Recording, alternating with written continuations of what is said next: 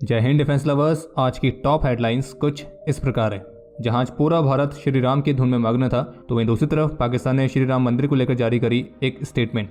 भारत और किर्गिस्तान की special forces के बीच शुरू हुई मिलिट्री एक्सरसाइज। पाकिस्तान के हनी ट्रैप टैक्टिक्स को काउंटर करने के लिए इंडियन आर्मी ने डिप्लॉय किया AI बेस्ड चैटबॉट। मालदीव्स की तरफ तेजी से बढ़ रही है चीन की रिसर्च वेसल, और चाइना की एक स्टार्टअप ने विकसित की न्यूक्लियर पावर्ड बैटरी, जिसकी मदद से ड्रोन्स 50 वर्षों तक लगातार ऑपरेट कर सकेंगे।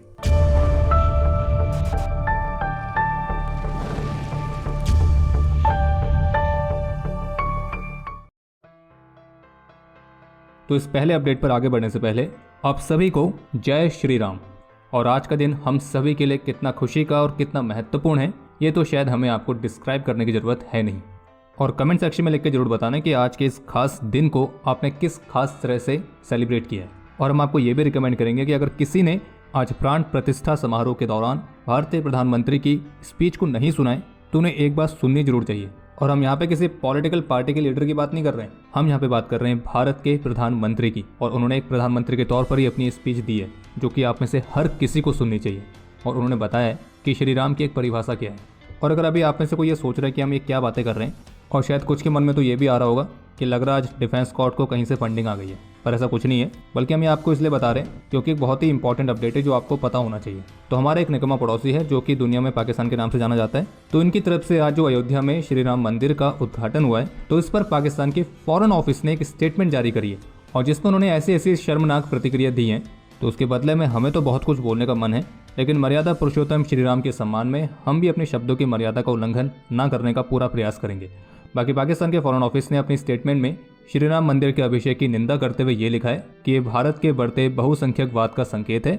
और ये भी लिखा है कि कैसे मस्जिद को ध्वस्त कर दिया गया था, फिर भारत के सुप्रीम कोर्ट ने मस्जिद को ध्वस्त करने वालों को कोई सजा नहीं दी और उसके बदले ध्वस्त मस्जिद के स्थान पर मंदिर के निर्माण की अनुमति दे दी। और इस स्टेटमेंट से साफ मालूम पड़ रहा है कि जो पाकिस्तान है वो भारतीय मुसलमानों को भड़काने की कोशिश में है, और उसका पूरा प्रयास है भारत में अशांति फैले, लॉ एंड ऑर्डर की सिचुएशन बने, ताकि भारत का जो आर्थिक विकास तेजी से हो रहा है तो उसमें बाधाएं आएँ।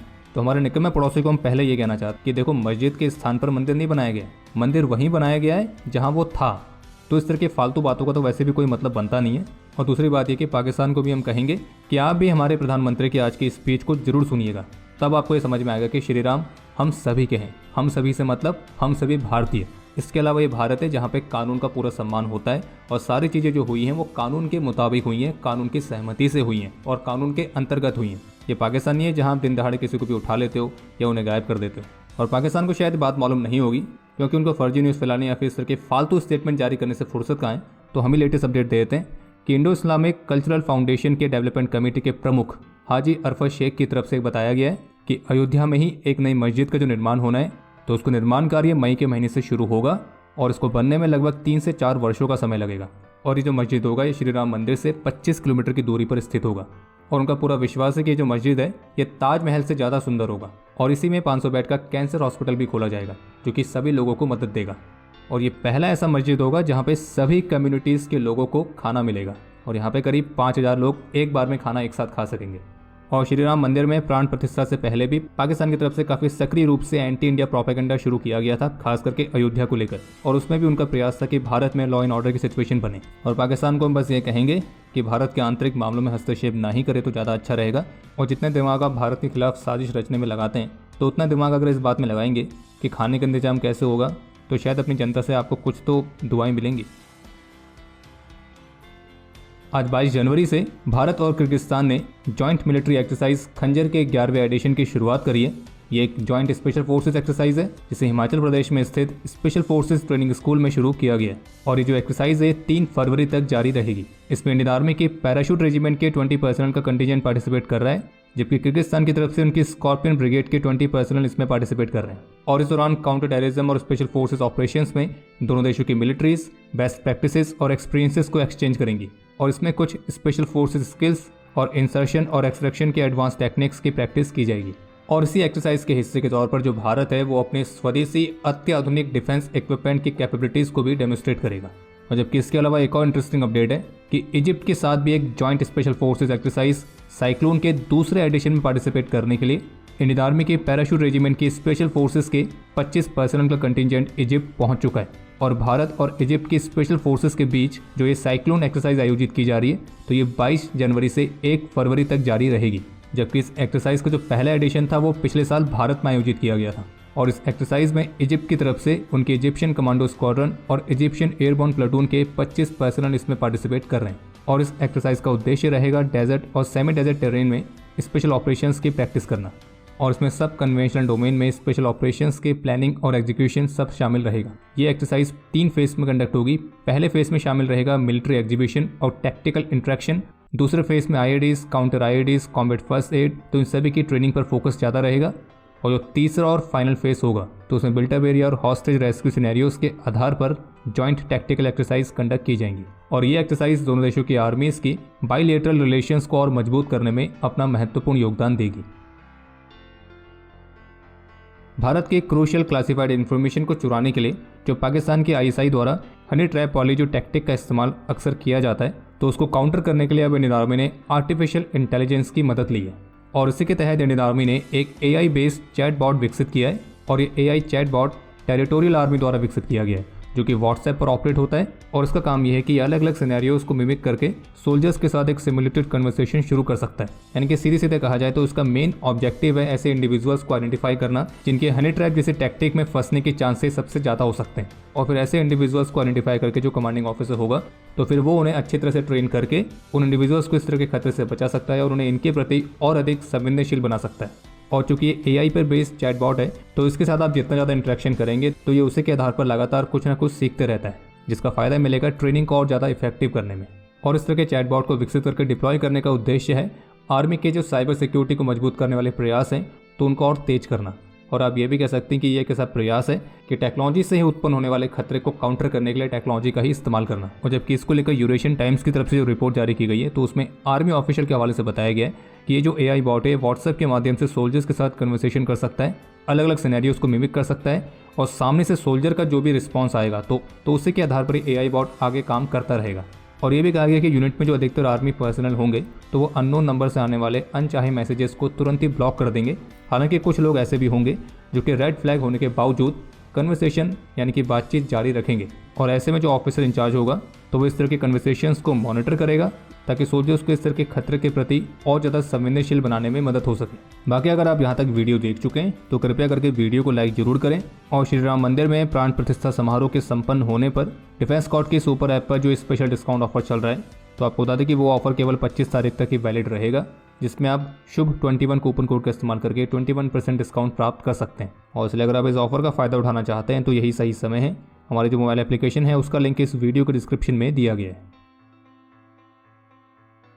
तो जैसे कि पहले अपडेट में हमने आपको बताया कि कैसे पाकिस्तान के फॉरेन ऑफिस की तरफ से स्टेटमेंट जारी करके श्री राम मंदिर में हुई प्राण प्रतिष्ठा समारोह की निंदा की गई है, तो बता दें कि अभी जिस समय हम वीडियो रिकॉर्ड कर रहे हैं तो न्यूज़ 18 की तरफ से एक रिपोर्ट आई है।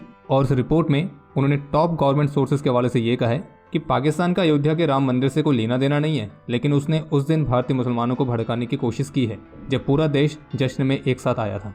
और ये भी कहा है कि भारत पाकिस्तान की तरह कोई बनाना रिपब्लिक नहीं है जहाँ पे जुडिशरी फिक्स रहती है और सब चीज़ें आईएसआई के डायरेक्शंस पर काम करती हैं। खैर ये वाली बात तो हमने भी आपको पहले वाले अपडेट में कही थी कि ये भारत है जहाँ पे सब कुछ कानून के मुताबिक होता है और यहाँ पे कानून का पूरा सम्मान होता है। और न्यूज़ 18 की रिपोर्ट में ऑफिशियल्स के हवाले से ये भी कहा गया है कि पाकिस्तान ने इस स्टेटमेंट के जरिए खास तौर पर उन भारतीय मुसलमानों को भड़काने का प्रयास किया जो कि अयोध्या में सेलिब्रेशन में शामिल हुए थे। बाकी अगर आप यहाँ तक वीडियो देख चुके हैं तो वीडियो को कृपया करके लाइक जरूर करें। और अगर आप चैनल पर पहली बार आएँ तो squadron.in पर जाके हमारे नए डिज़ाइंस को चेकआउट जरूर करें, खास करके ब्रह्मोस वाला स्पेशल एडिशन जो कि प्रेरित है श्री राम से। और आप श्री राम कूपन कोड का इस्तेमाल करके स्पेशल डिस्काउंट भी प्राप्त कर सकते हैं। साउथ चाइना मॉर्निंग पोस्ट की रिपोर्ट के मुताबिक चीन में स्थित एक स्टार्टअप है जिसका नाम है बेटावोल्ट टेक्नोलॉजी। तो इनकी तरफ से दावा किया गया है कि इन्होंने एक ऐसी न्यूक्लियर पावर्ड बैटरी को विकसित किया है जो कि साइज में एक कॉइन से भी छोटी है और ये 50 वर्षों तक के लिए लगातार पावर प्रोवाइड कर सकती है। इसको फिलहाल के लिए नाम दिया गया है BV100। यानी कंपनी का दावा यह है कि उनकी इस BV100 बैटरी को 50 वर्षों तक रिचार्ज होने की ज़रूरत नहीं पड़ेगी। और कंपनी ने इस बैटरी का जो प्रोटोटाइप तैयार किया है तो उसमें न्यूक्लियर आइसोटॉप्स द्वारा जारी एनर्जी का उपयोग किया जाता है और फिर सेमीकंडक्टर्स की मदद से उस एनर्जी को एक इलेक्ट्रिक पावर में कन्वर्ट किया जाता है। और कंपनी का दावा यह है कि उनकी ये जो बैटरी है ये स्मार्टफोन से लेकर ड्रोन्स जैसे डिवाइसेस में इस्तेमाल हो सकती है। और अगर इस तरह की बैटरी को ड्रोन में इस्तेमाल किया जाए तो वो ड्रोन कई वर्षों तक बिना जमीन पर उतरे ही लगातार उड़ान भर सकेगा, क्योंकि उसे रिचार्ज होने की जरूरत पड़ेगी ही नहीं। और दावा ये भी है कि ये बैटरी एक्सट्रीम कंडीशंस, जिसमें 120 डिग्री सेल्सियस से लेकर -60 डिग्री सेल्सियस तक का टेम्परेचर आता है, तो उसमें भी आसानी से परफॉर्म कर सकती है। और ये किसी तरह के पंक्चर या गन फायर से भी रेजिस्टेंट है। और इंडस्ट्री एक्सपर्ट्स के मुताबिक इस तरह की बैटरी का इस्तेमाल सिविलियन पर्पस के साथ साथ कई अलग अलग मिलिट्री एप्लीकेशंस में भी काफ़ी ज़्यादा किया जा सकता है, जैसे कि लंबे समय तक ड्रोन्स को हवा में ऑपरेट करने के लिए, या फिर डीप सी मॉनिटरिंग डिवाइसेस में, जिसमें एक्सट्रीम कंडीशंस में लॉन्ग टर्म पावर सप्लाईज की रिक्वायरमेंट रहती है। और कंपनी की योजना है कि इस वर्ष के अंत से इस बैटरी का मास प्रोडक्शन शुरू करना। बाकी चाइनीज कंपनी द्वारा उनके इस बैटरी को लेकर जो इतने दावे किए गए, अगर ये दावे सच में सही हैं तो फिर तुम कह सकते हैं कि जो चीन की मिलिट्री है तो वो इसको काफ़ी अलग अलग तरह से इस्तेमाल में लेने वाली है। और बाकी इसके अलावा एक अपडेट यह है कि जैसा कि पहले के अपडेट्स में हमने आपको बताया था कि श्रीलंका से मना होने के बाद फिर मालदीव्स ने चाइना के रिसर्च वेसल को उनके वहाँ आने के लिए परमिशन दे दी थी, और उसके बाद से चीन की जो वेसल है वो मालदीव की तरफ बढ़ रही है। लेकिन अभी हाल ही में मीडिया रिपोर्ट्स में डिफेंस सोर्सेज के हवाले से बताया गया है कि Indian navy Chinese research vessel की इस मौजूदगी से अच्छी तरह से अवेयर है और इसकी मूवमेंट को क्लोजली मॉनिटर किया जा रहा है। और अब समय है आज के इतिहास का। आज के दिन सन 2000 में जम्मू कश्मीर में अपने अदम्य साहस और वीरता का परिचय देते हुए सूबेदार उज्जैन सिंह शेखावत और हवलदार राम सिंह वीर गति को प्राप्त हुए थे, और सूबेदार उज्जैन सिंह शेखावत को मरणोपरांत वीर चक्र से भी सम्मानित किया गया। और आपके लिए आज का प्रश्न यह है कि भारत और इजिप्ट की स्पेशल फोर्सेस की पहली जॉइंट एक्सरसाइज साइक्लोन 1 भारत में किस जगह पर आयोजित की गई थी? समय है आज के टॉप 3 कमेंट्स का, जो ये रहे आपकी स्क्रीन पर।